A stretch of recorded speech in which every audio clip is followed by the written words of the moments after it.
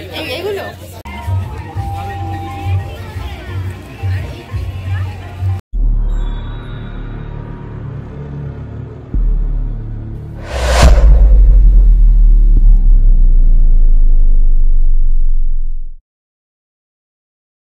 Hello বন্ধুরা, কেমন আছো তোমরা সবাই? রাজদীপ গ্যালারির নতুন একটি ব্লগে তোমাদের স্বাগত জানাই। তো বন্ধুরা, যেমন ভাবা তেমন কাজ।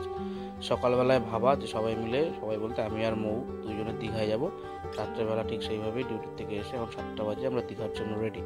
বাড়ির থেকে বেরিয়ে সোজা চলে আসলাম হাবড়া প্ল্যাটফর্মে একটু টাইম পাস করছিলাম, কারণ তখনও ট্রেনের টাইম হয়নি আমাদের। ট্রেন আসবে তারপরে, আর এদিকে একটা ট্রেন বেরিয়ে গেল, কারণ এই ট্রেনে যাবো না, গেলে বাসের টাইমের সাথে অ্যাডজাস্ট হয় না, সেই জন্য ওই ট্রেনে যাইনি। এখন মোটামুটি স্টেশনে বসে ঘুরপাক করতে করতে ট্রেন চলে আসলো। ট্রেনে করে উঠে, ট্রেনে এত ভিড় ছিল, বারাসাত হৃদয়পুর পার করার পরে গিয়ে ট্রেনে একটু বসার জায়গা পেলাম, তার আগে এত পরিমাণে ভিড় ছিল। তো ট্রেন থেকে আমরা যথারীতি শিয়ালদায় নামবো। শিয়ালদায় বলতে বলতে শিয়ালদা স্টেশনে চলে এসেছি, এবং শিয়ালদা থেকে ট্রেনে নেমে এখান থেকে যেতে হবে আমাদের ধর্মতলার উদ্দেশ্যে। তো বাইরের থেকে বেরিয়ে দেখাও, শিয়ালদা প্ল্যাটফর্মটা এত সুন্দর লাগে দেখতে রাত্রেবেলা। দিনের বেলা অতটা বোঝাও যায় না যে প্ল্যাটফর্মটা সত্যি এতটা সুন্দর। চারিদিকে যে লাল রং দেখছো, একের সময় লাল হয়, এক সময় হলুদ হয়, একের সময় নীল হয়, আবার বাই কালার হয়। তো দূর থেকে দেখো শিয়ালদা প্ল্যাটফর্মটা কি সুন্দর লাগছে দেখতে। কিছুক্ষণ আগে ছিল বেগুনি কালার না লাল কালার, এখন আবার নীল কালার হয়ে গেল। তাহলে যে এখান থেকে বেরিয়ে এখন অটো হোক, ট্যাক্সি হোক, বাস হোক, সেই বাসে করে আমরা যেতে হবে ধর্মতলায়। তাড়াতাড়ি করে একটা ট্যাক্সি নিয়ে চলে আসলাম ধর্মতলায়। এদিকে মনুমেন্ট, এ হচ্ছে আমাদের বাস। এবং বাসের মধ্যে উঠে সোজা টানা দিলাম ঘুম থেকে উঠে দেখি দীঘা চলে এসে বাসের থেকে নামার সাথে সাথে খেয়ে নিলাম একদম টাটকা খেজুরের রস। গন্ধটাও যেরকম সুন্দর, টেস্টটাও সেরকম সুন্দর। খেজুরের রস খেয়ে চলে আসলাম আমরা বিচের দিকে।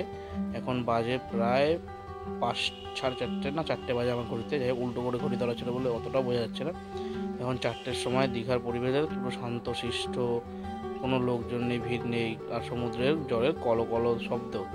এখন রুমে যাব, রুমে ফোন করার পরে রুমটা খুলে আমরা চলে আসলাম সোজা দীঘায় শান্তিভিলা হোটেলের 305 নম্বর রুমে। এখানে দেয়ালে কিছু নিয়মাবলী ছিল, যে দেয়ালে রং মানে পান খেয়ে পানের পিক ফেলা যাবে না, আরও XYZ অনেক নিয়ম ছিল, সেগুলো আমি তোমাদের ডেসক্রিপশন বক্সে দিয়ে দেবো। আর এই হোটেলটা আসলে আমরা সবসময় থাকি, কারণ এটা আমার খুবই প্রিয়। বাথরুমটা একদম পরিষ্কার, সুন্দর, সাজানো গোছানো। এই হোটেলটায় সবসময় থাকি, কারণ এই হোটেলটা খুবই আমার ভালো লাগে। আর রেঞ্জটাও একদম সাধ্যের মধ্যে। টোটাল হোটেলের ঠিকানা, হোটেলের অ্যাড্রেস, ফোন নাম্বার আমি ডেসক্রিপশন বক্সে দিয়ে দেবো। তো সকালবেলা আর রুমে গিয়ে আর রেস্ট না করে, না ঘুমিয়ে, একটু ফ্রেশ হয়ে চলে আসলাম সমুদ্রের পাড়ে গরম গরম চা খেতে। গরম গরম চা, এর সাথে বিস্কুট। আর ভোর তখন বাজে 4টে, যেটা আমি বাড়ি থাকলে কোনোদিনও ঘুম থেকে উঠি না, চা খাওয়া তো থাক দূরের কথা। তো এখানে নিয়ে নিলাম 2 কাপ চা আমার আর মৌর জন্য। এদিকে আমি দুটোই চুমুক দিয়েছিলাম, মৌ বলছে আমার জন্য একটা দাও, আমার জন্য একটা রেখে দাও। ওই দেখতে হচ্ছে দুটো আমাদের, এটা হচ্ছে আমাদের হোটেল। এখান থেকে একদম 1 পা দিলেই সমুদ্র তখন মেবি ভাটা চলছিল। তো আমি আর মৌ চলে আসলাম একটুখানি যে পাথর বসানো ওল দীঘাতে, ওর উপরে। আর নর্মালি যে ছোটো ছোটো ঢেউগুলো এসে পায়ের মধ্যে জলটা লাগে, তখন বেশ খুব ভালো লাগে।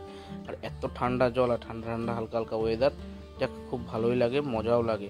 একটু বলতে বলতে পায়ে জল লাগলো, জল লেগে না পা পুরো ভিজে গেছে। তা আমরা বললাম চলো এত সকাল সকাল কোথার থেকে ঘুরে আসি, মোহনার থেকে ঘুরে আসি। দেখছো, দেখে মনে হচ্ছে রাস্তা ভিজা, পুরো বৃষ্টি হয়েছে, কিন্তু না, কুয়াশার জন্য পুরো জায়গাটা পুরো একদম ভিজা। এদিকে 100 টাকা দেবো, এদিকে খুচরো নেই। তো তার জন্য দাঁড়িয়ে দাঁড়িয়ে কিছুক্ষণ ওয়েট করতে করতে আমি আর মৌ সোজা হাঁটা দিলাম মোহনার রাস্তা থেকে একদম মোহনার দিকে। আর এই রাস্তাটা নতুন হয়েছে, এই রাস্তাটা আগে ছিল না। আমি যখন এসেছিলাম তখন এই রাস্তাটা ছিল না। ওইদিকে দেখছো একটা মাছ নিয়ে যাচ্ছে, মাছটা পুরো সামনের দিক দিয়ে হা করে রয়েছে। আর এদিকে বিভিন্ন রকমের মাছ, এটা টুনা ফিশ, শঙ্কর মাছ, ভোলা মাছ, ওইদিকে হচ্ছে গলদা চিংড়ি, এদিকে ছিল কাঁকড়া, এদিকে ছিল তোমার সমুদ্র। তো সব কিছু মিলেমিশে একদম মানে পুরো ভরপেটটা আনন্দের মধ্যে। ইলিশ মাছ, ওদিকে পমফ্লেট মাছ, ওদিকে টুনা ফিশ, যেটা আমি কোনোদিনও খাইনি, কিন্তু সবসময় দেখি অনলাইনে হোক, ফেসবুকে হোক, বা কোনো ভিডিওতে কাটা। তো দেখতে খুব ভালো লাগে। এদিকে ইলিশ মাছগুলো দেখছো, এগুলো বলছে 2800 টাকা করে কেজি। তো মাছের দেখাশোনা কমপ্লিট করে চলে আসলাম সোজা সমুদ্রে। তো তখন থেকে একটা ট্রলার ঢুকছে, কারণ ওই ট্রলারে করে দেখে যা মনে হচ্ছিলো যে মোটামুটি মেবি মাছ ধরবে। মাছের জন্য জাল নিয়ে পুরো ট্রলারটা এসছে। তো সেই জন্য কিছুক্ষণ ওয়েট করে গেছিলাম যে দেখি ট্রলারটা বলতে বলতে কখন ওঠে জালটা উপরে।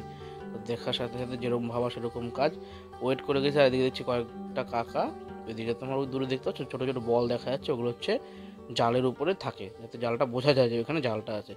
আর এদিকে দেখো সমুদ্রের জলে স্কুইড ভেসে এসছে, আর ধরতে না কীরকম লাগে, একদম নরম। তা আমি আর ধরিনি, সামনের দিকে এগিয়ে একটু হেঁটে এগিয়েছি, দেখি একটা কচ্ছপ কী কারণে মরে গেছে আর জানি না, মরা ছিল, জ্যান্ত ছিল না। এত বড় কচ্ছপ আমি আগে কখনো দেখিনি। আর ওদিকে যেহেতু জাল টানতে দেরি হচ্ছিল আর খুব খিদেও পেয়ে গেছিলো, তা আমি আর মো বললাম যে চলো এখান থেকে কিছু খেয়ে নিই, অল্প কিছু, ততক্ষণে জালটা টেনে আরও সমুদ্রের পাড়ে নিয়ে আসুক। তো এখানে বসে ওই কাকার দোকানে দিয়ে দিলাম তোমার একটা ডিম টোস্টের অর্ডার, আর মৌ খাবে ম্যাগির অর্ডার। তো যা দাম খাবারের, সত্যি কথা বন্ধুরা, মানে ধারণার বাইরে। টুরিস্ট স্পট বলে এত দাম, তা ধারণার বাইরে। এত দাম থাকাটা সত্যি কোনো মানে ভাবার বাইরে ছিল, এত দাম যে হবে। একটা ডিম টোস্টের দাম নর্মালি আমাদের এখানে 15 টাকা 20 টাকা নেয়, 15 টাকার মধ্যে এনাফ হয়ে যায়। এখানে গেলে 25 টাকা 30 টাকার নিচে কোনো ডিম টোস্ট নেই। নর্মালি ম্যাগির দাম 30 টাকা 35 টাকা। তো যাই হোক, কিছু করার নেই, খেতে হবে। খাওয়া খেতে খেতে ওয়েট করছি কখন জালটা তুলবে। আর মৌ অর্ডার দিয়েছিল ডিম পোচের। তো জালটা প্রায় অনেকটাই কাছে চলে এসেছিলো, আর জাল যত কাছে আসছে এইখানে লোকের ভিড় তত বাড়ছে। আর এদিকে বক তো ভর্তি, ওরা এখান থেকে মাছ নিয়ে নিয়ে খাচ্ছে। আর এই কাকারা জালগুলো কী সুন্দরভাবে তুলছে, তো এক পা করে ঠেলছে, দেখে মনে হয় কত ইজি জিনিস, কিন্তু বিশাল কষ্টের জিনিস। আর এই হচ্ছে সমুদ্রের যে মোরলা, সাদা মোরলা মাছ, সেই মাছ দেখে এরকম একদম টাটকা টাটকা মাছ পুরো।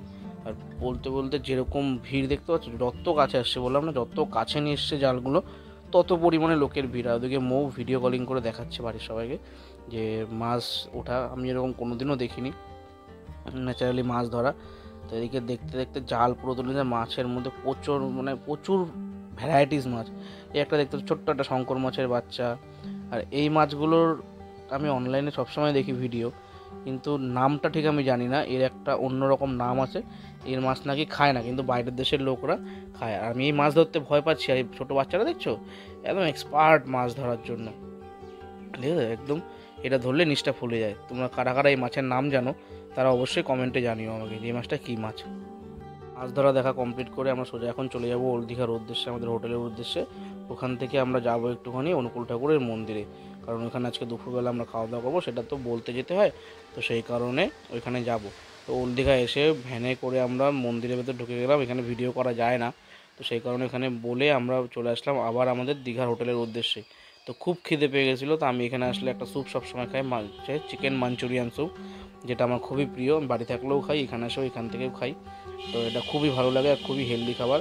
আমি নিয়ে নিয়েছিলাম স্যুপ, আর মৌ বললো আমি এখন কিছু খাবো না, তো আমারটা তুমি ছেড়ে দাও। তার জন্য 1 প্লেট স্যুপ নিলাম, স্যুপটা খেয়ে আমরা হোটেলে এসে ফ্রেশ হয়ে এখন বেরোলাম দীঘার এখানে কোথায় কি সাইট সিন আছে, কোথায় কি যাওয়া যায় না যাওয়া যায় সেই জন্য। তো বললো চলো আরেকবার মন্দিরের থেকে ঘুরে আসি, ভালো করে বলে আসি। এটা ওদেরকে একই কাজের জন্য 2বার আসা। প্রথমবার এসেছিলাম তখন নাম লেখার লোক ছিল না, কারণ নাম এন্ট্রি করতে হয়। তো পরের বার আমরা একবারে ফ্রেশ হয়ে এসে নাম এন্ট্রি করে মন্দিরের ওই পাশে গিয়ে নাম এন্ট্রি করতে হবে। এটা হচ্ছে বড়মার মন্দির, আর এটা হচ্ছে ঠাকুরের মেন মন্দির এটা। আর এখানে প্রত্যেকটা আম গাছে না বোল চলে এসছে, আর আমাদের দিকে বোল আসেনি কেন, কী কারণে, কী বৃত্তান্ত জানি না, কেন বোল আসেনি জানি না। তো এখন ওখান থেকে নাম টাম লিখিয়ে ওখানে খাওয়া দাওয়া খেয়ে আমরা চলে আসলাম সোজা হোটেলের বাইরে, মানে মন্দিরের বাইরে, সরি হোটেলের বাইরে না, মন্দিরের বাইরে এসে এখানে একটা আমুলের আইসক্রিমের দোকান ছিল, তো আমি একটা নিয়ে নিলাম কর্নেটো, আর মৌ একটা কী আইসক্রিম আমি জানি না, আমি নামও জানি না, এই নামগুলো আবার ও ভালো জানে, ঠিক আছে। তো আমরা আইসক্রিম খেতে খেতে হাঁটতে আসলাম হোটেলের উদ্দেশ্যে, একটু রেস্ট নিয়ে। সন্ধ্যের টাইমে মৌ বললো চলো ওখান থেকে একটু মন্দির থেকে আবার একটুখানি ঘুরে আসি। তাই সন্ধ্যের সময় মৌ সাদা লাল পাড়ের শাড়ি আর আমি নর্মালি ড্রেস পরে চলে গেলাম মন্দিরের উদ্দেশ্যে। মন্দিরের থেকে প্রার্থনা করে কমপ্লিট করে চলে আসলাম আবার আমাদের যে হোটেলে আমরা ছিলাম সেই হোটেলে, কারণ মন্দিরের ভেতরে এখানে আর ভিডিও করা দেয় না, ভিডিও করতেও দেয় না, আর সেরকম ভিডিও করার কিছু ছিলও না। তো হোটেলে এসে ড্রেস চেঞ্জ করে এখন আমরা বেরোচ্ছি একটুখানি ঘুরতে সন্ধ্যের সময়। তো জানতাম যে লিফট ছিল না এই হোটেলে, কিন্তু পরে এসে দেখি লিফটের ব্যবস্থা সুব্যবস্থা, ওই জন্য আর সিঁড়ি ভাঙার কোনো প্রয়োজন নেই, লিফটে ওঠা আর লিফটে নামা, বেশ ভালো লাগে জিনিসটা করতে। তো এই হচ্ছে আমাদের হোটেলের রিসেপশন। সোজা বেরিয়ে একদম সামনে ওই দেখতে হচ্ছে সমুদ্রের বিচ। এই হোটেলটাতেই আসি কারণ একদম বিচের পাশে, একটু হাঁটতে কষ্ট হয় না। আর এদিকে মৌ বাড়ির কেনাকাটি করার জন্য ফুল দমে ব্যস্ত। চলে আসলো প্রথমে ব্যাগের দোকানে, কিছু ব্যাগ পছন্দ করে কিছু ব্যাগ কিনে সোজা চলে আসলাম খাবারের জায়গায়। এখানে পাওয়া যাচ্ছিলো আমার নিরামিষ ফুচকা, এখান থেকে নিরামিষ ফুচকা। আর দেখে মনে হয় যে আমাদের এখানে যেমন ফুচকা ধরো তোমার 10 টাকায় 5টা 6টা দেয়, ওখানে 10 টাকায় 4টে। দীঘা তো টুরিস্ট স্পট, যার জন্য এরকম 19-20 হবে। তো সোজা ফুচকা খাওয়া শুরু করে দিয়ে আমি আর মো এখন ভাবলাম যে একটু বিচের দিকে ঘুরবো। তা মো বললো তুমিও খাও। তা আমি এখান থেকে খেতে খেতে আমার কাছে তো এক হাতে খাওয়ার কি ফল হয়, গায়ে জল পড়ে গিয়ে একাকার অবস্থা ফুচকার পুরো। তো এখানে পাওয়া যাচ্ছিলো 99-এর একটা কম্বো অফার। তো আমরা নিয়ে নিলাম এখান থেকে তোমার একটা রোল, আর ছিল তোমার সাথে ফ্রেঞ্চ ফ্রাই, আর একটা কী বেশ জিনিস দিয়েছিল। আমার এইসব খাবারের নাম বেশ মনে থাকে না, ঠিক চলো খেতে হবে তাই খাওয়া। এখানে কিছুক্ষণ বসে বসে চলে আসলো আমাদের, তারপরে আমাদের হাতে আমরা যা অর্ডার দিয়েছিলাম একদম ফ্রেঞ্চ ফ্রাই, রোল আর একটা ক্রিস্পি চিকেন না এরকম একটা কিছু চিকেন ছিল নাম। তো এখন এটা খেয়ে দিয়ে, রোলটা বেশ খেতে ছিল আর ফ্রেঞ্চ ফ্রাই তো সবসময় ভালো লাগে। আর লাস্ট যে অর্ডারটা ছিল সেটা ছিল কোল্ড ড্রিঙ্কস। এদিকে আমি ক্রিস্পি চিকেনটা খেয়ে নিচ্ছিলাম, আর এদিকে মৌ ফ্রেঞ্চ ফ্রাই খেতে খুব ভালোবাসে, ও ফ্রেঞ্চ ফ্রাইটা আগে সবসময় খায়। ফ্রেঞ্চ ফ্রাই শেষ করে অল্প একটু রেখে দিল যাতে পরে আবার খেতে পারে। তো ওইদিকে ক্রিস্পি চিকেনটা খাওয়ার জন্য রেডি। বিশাল মজা আছে আজকে, কারণ এগুলো খেতেও খুব ভালোবাসে। আর এদিকে আমার জন্য বললো তুমি তাহলে একটা ফ্রেঞ্চ ফ্রাই খাও আর এক কেমন রোল আমায় দাও। তো খাওয়া দাওয়া করে দীঘার পাড়ে যে থাকে, সমুদ্রের পাড়ে যে মাছ ভাজাগুলো দেখতে যতটা ভালো লাগে না, খেতে একদম বিদঘুটে টেস্ট। একবার খেয়েছিলাম, তারপরের থেকে আর কোনো সময় খাই না। আর আগে মাছ ভাজার গন্ধে মানে দীঘায় আসা যেত না, এখন সেগুলোর পরিমাণ অনেক কমে গেছে। এখন খুব বড় জোর তোমার 2-3টে মাছের দোকান, আগে থাকতো 10-15টা মাছের দোকান, মাছের গন্ধ দীঘার পার পুরো ময় করতো। সেই পরিস্থিতিটা এখন আর নেই। আমরা দেখতে একটু ঘুরে ফিরে এসে একটু দীঘার বিচে এসে বসলাম সন্ধ্যের সময়। বেশ হাওয়া লাগে, যত সুন্দর এত হাওয়া আর শান্তশিষ্ট পরিবেশ, বেশ ভালো লাগে এক জায়গায় বসে চা খেতে, কফি খেতে। তো এখন নিয়ে আসলাম রুমে। আমি মোড়ে বললাম যে যেগুলো নিয়ে এসে সেগুলো রেখে চলো ডিনারের উদ্দেশ্যে যাই বাইরে, হোটেলে আর থাকবো না এখন, একবার এগুলো রেখে খেয়ে দিয়ে আসি, কারণ খুব খিদে পেয়ে গেছে। তাদেরকে আমি একটুখানি ছুটকির জন্য যে হেয়ার ব্যান্ডটা নিয়েছিলাম একটু পরে দেখছিলাম কীরকম লাগে। তো এগুলো ঘরে রেখে রুম লক করে চলে আসলাম হোটেলে। আর মো ওইদিকে মেনু কার্ড দেখতে ব্যস্ত ছিল, মেনু কার্ড দেখে অর্ডার দিয়ে দিল রাত্রের কী খাবার খাবে। তো বলতে বলতে আমাদের সেই খাবারও রেডি। তো আমি নিয়েছিলাম বিরিয়ানি 1 প্লেট, আর 1 প্লেট চিকেন কষা, আর ছিল সাথে তান্দুরি রুটি। খুব খিদে পেয়ে গেছিলো, রুটিটা আসেনি বলে ওয়েট করছিলাম। এদিকে দুইজনে বিরিয়ানি আর রুটি অর্ধেক অর্ধেক করে খেয়ে নেবো সেই হিসাবে অর্ডার দেওয়া ছিল। কারণ বিরিয়ানিটা মোটামুটি ছিল ভালোই, আলুটা সিদ্ধ হয়নি, কেন সিদ্ধ হয়নি জানি না। আর রাইসের পরিমাণটাও ছিল খুবই কম, কিন্তু রাইসটা ছিল খুব ভালো, হালকা পাতলা ফুরফুরে, মশলা কম রাইস। এদিকে মৌ খেয়ে দেখলো, কারণ বিরিয়ানি তো ওকে টেস্ট করবেই, কারণ খুবই ভালো খায় বিরিয়ানি। নর্মালি মোটামুটি অ্যাভারেজ ছিল, খুব একটা ভালোও না খারাপও না। আমরা তাড়াতাড়ি করে খেয়ে দিয়ে রুমে যাওয়ার পথে দেখছি একটা ভাই পেন দিয়ে ছবি আঁকছিল। তো দেখে সত্যি খুব কষ্ট লাগে, যাই হোক কিছু করার নেই, আর কী করা যাবে। খাওয়া দাওয়া কমপ্লিট করে আমরা এখন যাচ্ছি রুমের উদ্দেশ্যে। তো আজকের দিনটা এইভাবেই কাটালাম, ডে 1 দীঘাতে। তো বন্ধুরা, ভিডিওটা ভালো লাগলে লাইক কমেন্ট শেয়ার অবশ্যই করে দিও।